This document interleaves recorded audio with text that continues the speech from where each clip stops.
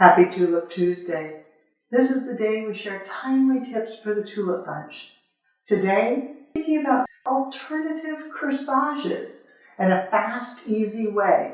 Start with a Band-Aid and start with magnets. They come in so many different ways. I like the ones that are just individual little magnets. So just a bit like so. They're perfect. Pull off your Band-Aid so that you can see the pad. Add a bit of glue. Set the magnet in place.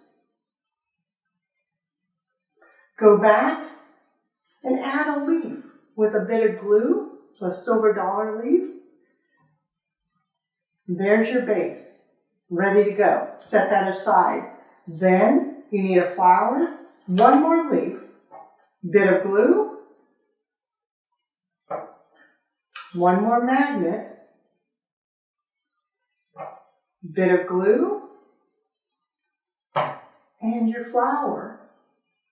So now you have the two parts, the flowers and the Band-Aid.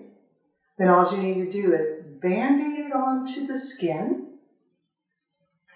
Once that's there, clip the flower on and you're ready to go.